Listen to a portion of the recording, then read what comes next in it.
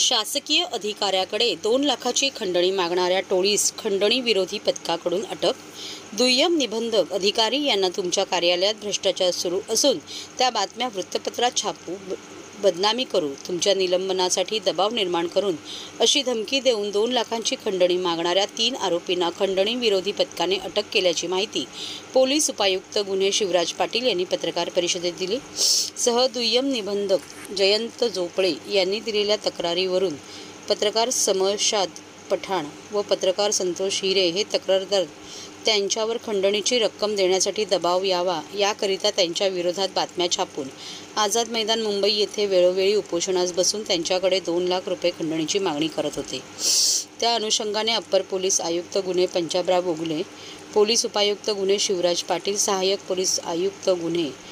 2 राजकुमार डोंगरे यांच्या मार्गदर्शनाखाली खंडणी विरोधी पथकाचे वरिष्ठ पोलीस निरीक्षक शेखर बागडे, सहाय्यक पोलीस निरीक्षक श्री कृष्ण गोरे, पोलीस उपनिरीक्षक विजयकुमार राठोड, सहाय्यक पोलीस उपनिरीक्षक तावडे संजय बाबर, कल्याण ढोकणे, पोलीस हवालदार योगीराज कानडे, सचिन शिंपी, संजय राठोड यांनी सापळा रचून सरोवर हॉटेल कळवा येथे तक्रारदार यांच्याकडून आरोपी संतोष हिरे पत्रकार साप्ताहिक नवस्फूर्ती राहणार अंबरनाथ यास खंडणीची 50,000 रुपये रक्कम स्वीकारताना,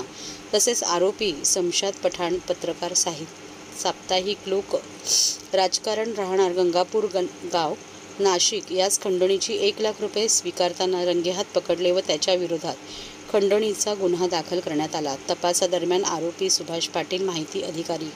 कार्यकर्ता तामटवाडा नाशिक यालाही अटक करण्यात आली।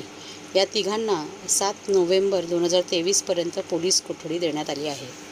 ठाणे पोलीस आयुक्तालयामध्ये गुन्हे शाखेमधील पोलीस आयुक्तालयामधील गुन्हे शाखेमधील खंडणी विरोधी पथकाकडे तक्रार प्राप्त झाली होती की 3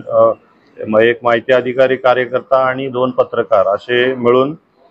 एक सरकारी अधिकारी जयंत जोपळे जे की सह दुय्यम निबंधक वर्ग 2 आहेत यांच्याकडे काही खंडणी मागतायत अशी माहिती मिळाल्यानंतर आमचे सहाय्यक पोलीस आयुक्त डोंगरे साहेब, वरिष्ठ पोलीस निरीक्षक शेखर बागडे साहेब आणि एपीआय गोरे आणि त्यांची पूर्ण टीम सदर तक्रार प्राप्त झाल्यानंतर त्याच्यामध्ये त्यांनी ट्रॅप आयोजित केला आणि ट्रॅप आयोजित केल्यानंतर जे काही पत्रकार आणि माहिती अधिकारी कार्यकर्ते आहेत यांना त्यांनी रंगेहात 2 लाख रुपये त्यांना डिमांड करून ते स्वीकारताना आपण त्यांना पकडलेलं आहे। याच्यामध्ये हे जे 3 आरोपी आपण पकडलेले आहेत त्याच्यामध्ये सुभाष पाटील माहिती अधिकार कार्यकर्ता नाशिकचा आहे, समशाद पठाण संपादक साप्ताहिक लोक राजकारण हा पण नाशिकचा आहे आणि संतोष हिरे म्हणून एक पत्रकार आहे साप्ताहिक नवस्फूर्ती म्हणून त्याचा आहे तो बदलापूर आपल्या ठाण्यामधला आहे। तर यांच्याकडे आपल्या सरकारी कार्यालयामध्ये जे काही भ्रष्टाचार चालू आहे हे आम्ही उघडकीस आणणार, आम्हाला एवढे पैसे द्या 2 लाख रुपये अशी त्यांनी मागणी केली होती। यांनी सुरुवातीला यांना काय जुमानलं नाही म्हणून त्यांनी सदर संदर्भात आझाद मैदान इथं उपोषणाला आम्ही बसलेलो आहे त्याचे सुद्धा फोटो त्यांना पाठवले की तुम्ही जर 2 लाख रुपये नाही दिले तर हे फोटो आम्ही उपोषणाला बसलो ना आम्ही तुमच्यावरती कारवाई याच्यामध्ये निश्चित स्वरूपात होईल। ही तक्रार आपल्याकडे प्राप्त झाल्यानंतर या अशा पद्धतीने ट्रॅप आयोजित करून याच्यामध्ये तिन्ही हे जे काही माहिती अधिकार कार्यकर्ता आहे नाशिकचा आणि 2 पत्रकार आहेत या लोकांना आपण अरेस्ट केलेला आहे आणि ते आता आपल्याला पीसी मध्ये आहेत। याच्यामध्ये आणखीनही तपास चालू आहे, आणखीनही काही अधिकाऱ्यांना यांनी अशा प्रकारची खंडणी मागितल्याचं समोर येत आहे। ते तपासामध्ये आम्ही त्या अधिकाऱ्यांनाही बोलवून त्यांचे आपण जो काही पुरावा आहे तो प्राप्त करून निश्चित स्वरूपात स्ट्रॉंग स्वरूपात याच्यामध्ये चार्जशीट जाईल याची आम्ही दक्षता घेणार आहे। त्यामध्ये आता जो तपास चालू आहे याच्यामध्ये हे जे